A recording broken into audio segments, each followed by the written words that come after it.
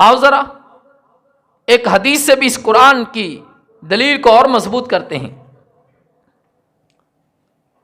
جامع ترمذی ہے، کتاب الدعوات ہے، حدیث نمبر 1299 ہے۔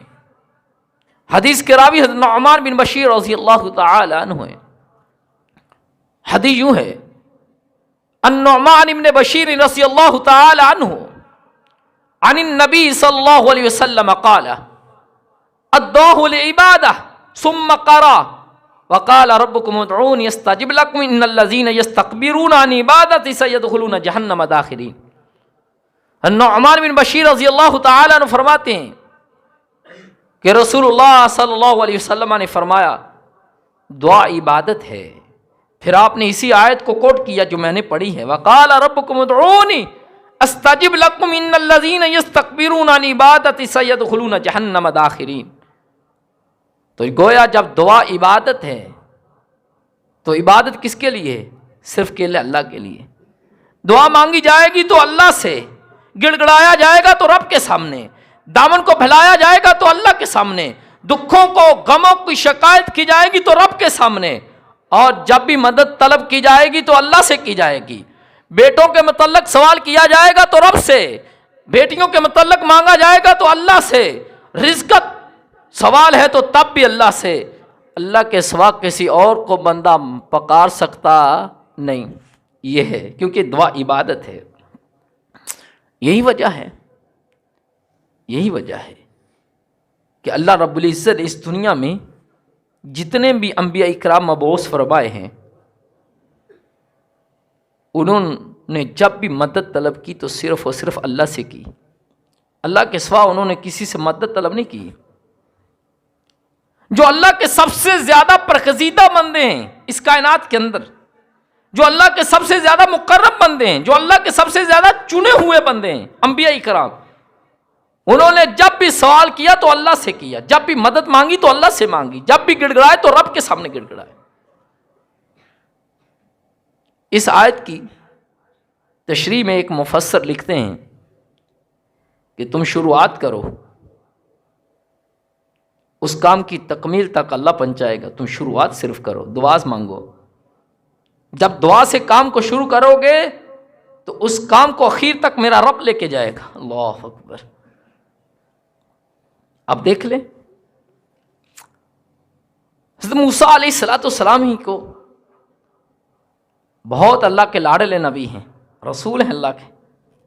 قرآن میں آپ کو معلوم ہونا چاہیے، قرآن میں سب سے زیادہ تذکرہ حضرت موسیٰ علیہ السلام کا، 136 مرتبہ موسیٰ علیہ السلام کا نام آیا، قرآن میں ذکر آیا ہے، اور 33 سورتوں کے اندر آیا ہے۔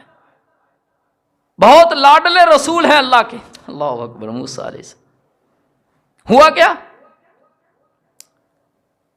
بنی اسرائیل کا ایک شخص تھا، وہ آل فرعون کے یعنی کہ فرعون کی نسل سے یا فرعون کی قوم سے ایک شخص تھا، دونوں آپس میں لڑ پڑے، ایک خپتی تھا، ایک بنی اسرائیلی تھا۔ موسیٰ علیہ السلام کا گزر ہوا تو اس نے مدد کے لیے پکارا، موسیٰ علیہ السلام آئے، موسیٰ علیہ السلام نے خپتی کو مکہ مارا، خپتی مر گیا۔ اب جب فرعون اور آل فرعون کو اطلاع ملی کہ موسیٰ علیہ السلام نے ہماری قوم سے ایک بندے کو قتل کر دیا ہے، تو اب فرعون کے دربار میں فرعون اور آل فرعون مل کر کے موسیٰ علیہ السلام کی مرڈر کی پلاننگ کرتے ہیں۔ وہاں ایک ایسا بندہ بیٹھا ہوتا ہے جو ایمان کو چھپا کر کے بیٹھا ہے۔ ہوتا کیا ہے، وہ بندہ جب اس دربار سے اٹھتا ہے تو سیدھا موسیٰ علیہ السلام کے پاس پہنچتا ہے، کہتا ہے پیغمبر رسول، اے پیغمبر خدا، اے رسول اللہ صلی اللہ علیہ وسلم، اے موسیٰ علیہ السلام، فرعون اور آل فرعون نے آپ کے لیے قتل کا پلان کر لیا ہے، آپ مصر کو چھوڑ کر کے کہیں اور چلے جائیں۔ موسیٰ علیہ السلام نے مصر کو چھوڑا اور مدین کی طرف نکل پڑے۔ شہر مدین سے باہر ایک کنواں تھا، وہاں آ کر کے ٹھہر گئے۔ آپ کیا دیکھتے ہیں کہ اس کنویں سے لوگ پانی نکالتے ہیں اور اپنی بکریوں کو پلا رہے ہیں۔ وہاں 2 لڑکیاں بھی ہیں جو باحیا ہیں، باقردار ہیں، جو شرم و حیا کی پیکر ہیں، وہ ایک سائڈ پہ دونوں کھڑی ہیں، ان کی بھی بکری ہیں، لیکن ان کی بکریاں صاف پانی نہیں بلکہ کیچڑ کو چاٹ رہی ہیں۔ موسیٰ علیہ السلام آگے بڑھے، کنویں سے پانی نکالا اور ان کی بکریوں کو پلایا، پھر ایک درخت کے نیچے آ جاتے ہیں تو کہتے کیا ہیں؟ سورۃ قصص سے، قرآن کی 28 نمبر کی سورت ہے، اس کے آیت نمبر 24 میں کہا ربی انی لما انزلت الی من خیر فقیر۔ یہ دعا کی، بکریوں کو پانی پلایا، درخت کے نیچے آئے، وہ دونوں اپنی بکریوں کو لے کے چلی گئی۔ اب آپ کو کئی دنوں کی بھوک اور پیاس ہے، آپ کیا کرتے ہیں؟ دعا مانگتے ہیں ربی انی لما انزلت الی من خیر فقیر، اے میرے رب جو تیری طرف سے مجھ پر خیر نازل ہو میں اس کا فقیر ہوں، مانگتا ہوں۔ ایک مفسر نے لکھا ہے کہ اس آیت میں یعنی کہ دعائے موسیٰ میں علیہ السلام میں ایک طریقے کا اسم اعظم ہے۔ اللہ اکبر! کیسے؟ اگر آپ چاہتے ہیں آپ کی دعا قبول ہو، اگر آپ چاہتے ہیں آپ کی دعا رد نہ ہو، تو پھر اس طریقے سے دعا مانگ۔ کیسے؟ دعا میں جتنی زیادہ عاجزی ہوگی، انکساری ہوگی، جتنا زیادہ حقیر پن پایا جائے گا، اللہ رب العزت دعا کو اتنی زیادہ درجات دیں گے اور اتنی جلدی اس دعا کو قبول فرمائیں گے۔ آپ کیا کہہ رہے ہیں؟ کہ اللہ میں فقیر ہوں، فقیر۔ جب ہم بھی مانگے اللہ میں تیرے در کا فقیر، مانگتا سوالی، جتنی زیادہ عاجزی انکساری اللہ کے سامنے اختیار کریں گے، اللہ رب العزت دعا کو اتنی جلدی قبول فرمائے گا۔ موسیٰ علیہ السلام نے جب دعا کی، اس دعا کے اندر اتنی عاجزی تھی۔ ایک نقطہ یہاں معلوم ہوا کہ جو بھی خیر اترتا ہے وہ اللہ کی طرف سے اترتا ہے، تو جب بھی مانگنا ہے تو اللہ سے مانگنا ہے، کیونکہ خیر اللہ کی طرف سے ہے۔ موسیٰ علیہ السلام نے جب دعا کی کہ اللہ میں تیرا فقیر ہوں، اس چیز کے متعلق جو مجھ پر خیر نازل کرنے والا ہے میں اس کا فقیر ہوں، تو اللہ رب العزت نے روٹی ہی نہیں، روٹی پکانے والی بھی دے دی۔ اللہ اکبر! یہ دعا کی طاقت تھی۔ مانگا کھانا، اللہ نے کہا کھانا ہی نہیں، ایک وقت کا نہیں بلکہ جب تک موسیٰ علیہ السلام تو حیات رہے گا تجھے پکا کے دیتی رہے گی۔ اللہ اکبر! یہ دعا کی پاور تھی۔ آپ یونس علیہ السلام ہی کو دیکھ لیں، قوم کو کہا کہ 3 دن بعد تم پر عذاب آ جائے گا، اور اللہ کے اذن کے بغیر ہی قوم کو بستی کو چھوڑا۔ یہ بابل کا ایک شہر نینوا، یونس علیہ السلام وہاں کے نبی تھے، تو لہذا یونس علیہ السلام نے اپنی قوم کو عذاب کی بشارت دی کہ 3 دن بعد آپ پر عذاب نازل ہوگا، لیکن اللہ نے ابھی حکم نہیں دیا تھا کہ اس بستی کو چھوڑ دو۔ یونس علیہ السلام بغیر اذن الہی اس بستی کو چھوڑ دیتے ہیں۔ جب کشتی میں سوار ہوتے ہیں تو کشتی بھور کے اندر پھنس جاتی ہے، قرہ ڈالی جاتی ہے، قرہ میں یونس علیہ السلام کا نام نکلتا ہے۔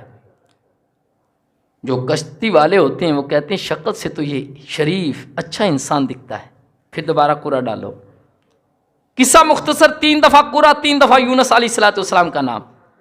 اب آپ پوچھے بغیر ہی خود ہی سمندر کے اندر چھلانگ لگا دیتے ہیں۔ اللہ ایک مچھلی کو حکم دیتا ہے کہ اس کو اپنے پیٹ میں لے لے۔ اللہ اکبر! اب آپ دیکھ رہے ہیں کہ یونس علیہ السلام کتنی بڑی مصیبت میں پھنس گئے ہیں، تو آپ نے بھی اس اتنی بڑی مصیبت میں پکارا تو صرف اور صرف اللہ کو پکارا۔ اتنی بڑی مصیبت میں مدد چاہی تو صرف اللہ سے چاہی، تو ہمیں کیا معلوم ہوا؟ اگر ہمیں بھی مصیبت آ پہنچے، کوئی دکھ آ پہنچے، کوئی بیماری آ پہنچے، یا ہمیں کسی چیز کی ضرورت ہے اور ہم اللہ سے طلب کرنا چاہتے ہیں، وہ صرف اور صرف اللہ سے لیں گے۔